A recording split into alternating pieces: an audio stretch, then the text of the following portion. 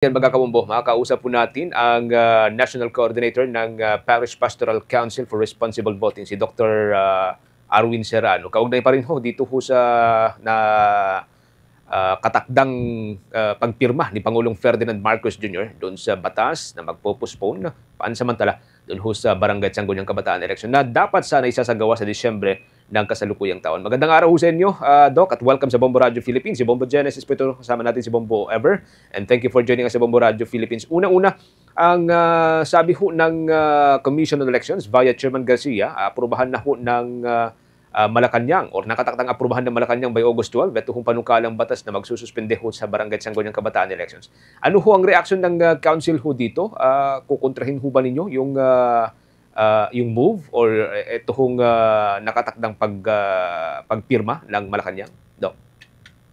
Alam mo, marami na nagtatanong sa mga coordinators and volunteers namin kung matutuloy na pa talaga yung December 1, 2025 BSKE.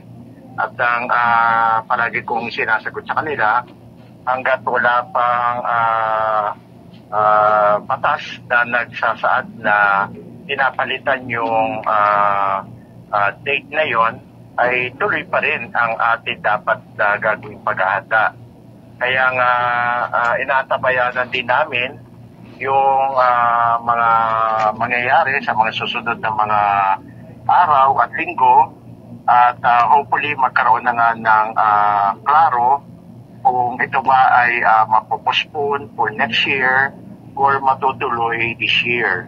Kaya kami rin ay nag-aantapay din at magkaganon man, alam ko na 2 beses ko na nakausap face-to-face si Atty. Macalintal at sabi niya sa akin ay nag-aantay lang siya ng kung ano man yung magiging tugon ng Office of the President at siya naman ay nakahanda na magtungo sa Supreme Court. Okay. Libo-libo yung mga youth volunteer ng Parish Pastoral Council for Responsible Voting at ng NAMFREL bilang Citizens Arm. Paano ho tinatanggap ng mga youth volunteer ho natin itong naunang announcement from the Commission on Elections?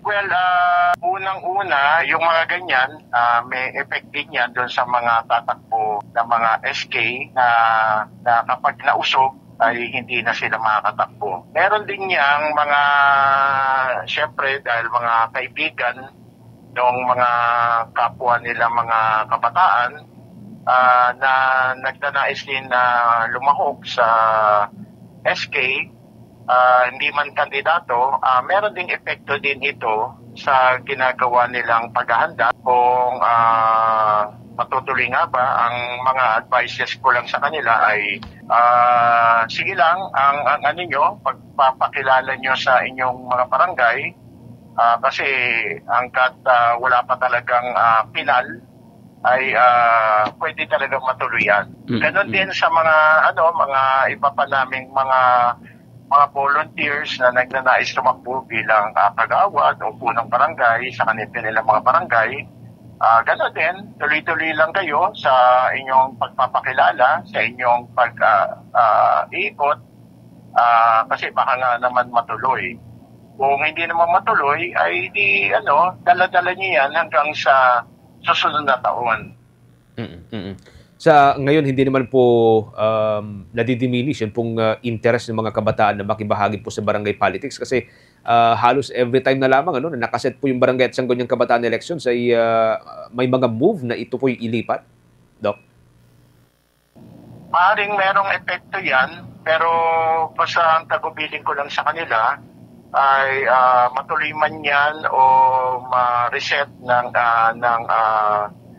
dagdag na panahon, tuloy-tuloy lang kung talagang kayo ay nagnanais na kumandidato, dapat tuloy-tuloy pa rin kayo whether yung eleksyon ay 4 months away o kaya ay mahigit 1 taon, tuloy-tuloy lang dapat.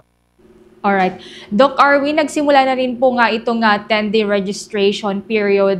Ano po yung observation nyo so far? May mga nagpaparehistro pa rin po ba regardless na inanunsyo po itong posibleng pagkansila po ng halalan by December? Well, maganda yung turnout, lalo-lalo na sa unang 2 araw. At yung balita ko ay itong ika-4 na araw ay mas marami rin kahit na ito ay tumapat ng Lunes. Yung unang 3 araw kasi ay during the weekend. At talaga naman marami akong mga nabisita, mga napuntahan ng mga lugar dito sa Metro Manila. At talaga namang nakakagulat na karamihan sa mga nakapila o karamihan sa mga maagang gusto magparisto ay mga kabataan. Arinawa, tuloy-tuloy ito hanggang sa pagtatapos ng ika-10 araw, itong buwan ng Agosto. At huwag po kayong mag-alala kasi kung hindi man matuloy yung eleksyon ng Barangay SK, magbubukas uli ang COMELEC sa huling linggo ng October this year hanggang sa katapusan ng Hulyo next year. Kung matuloy naman ang ating Barangay SK election, ay agad-agad na sa Enero ay magkakaroon na kagad ng mas mahaba-haba, mas matagal na voters registration. Ganun pa rin, i-implement pa rin ng COMELEC yung kanina tinatawag na mga special registration anywhere, and dinagdagan na nga nila ito ng another A, yung anytime program.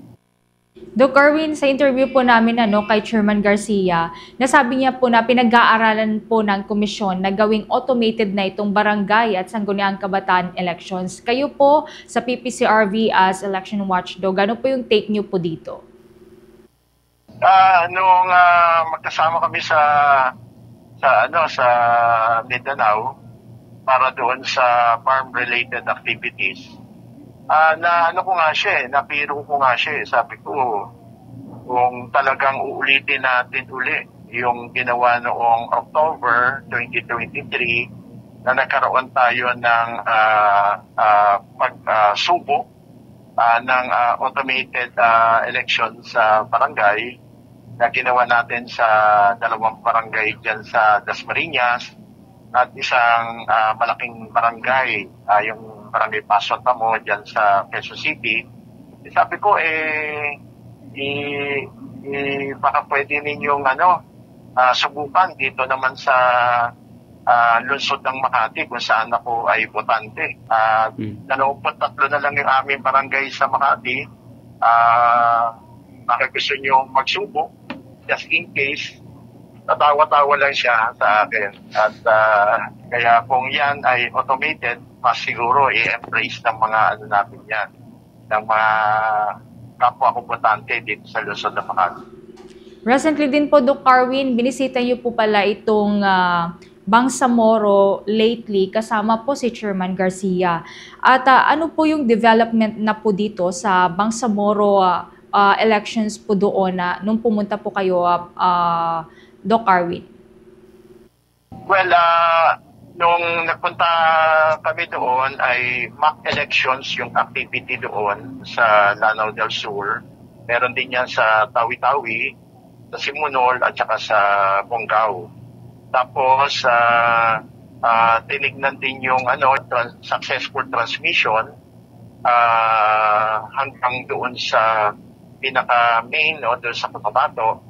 At naging maayos naman at marami naman yung mga nag-participate. And then meron uling gagawin yan bago matapos itong buwan ng Agosto. Tuloy-tuloy pa rin yung mga technical activities patungkol doon sa automated election na gagawin natin sa farm. Tuloy-tuloy pa rin yung mga pagsasagawa ng mga iba pang activities. Sa August 28 ay magsisimula na yung official campaign period ng ating farm parliamentary elections. At sa National Printing Office ay sinasagawa na yung pinal ng ballot images kasi ang balota natin ngayon, Bobogenesis, ay magkakaroon ng mga mukha. Okay. Sige. Doc, maraming salamat. From time to time, makiki-update ho kami. Lalo at malapit na rin po itong Bangsamoro election. Nakatakda by October. Maraming salamat. Thank you so much, Doc. Yes. Inaabangan namin yan. Again, maraming salamat po, Bombo Radio. Maraming salamat, Bombo Genesis, sa panayam na ito. Thank you so much. Si Dr. Arwin Serrano Magkakabambuhang, National Coordinator ng Parish Pastoral Council for Responsible Voting.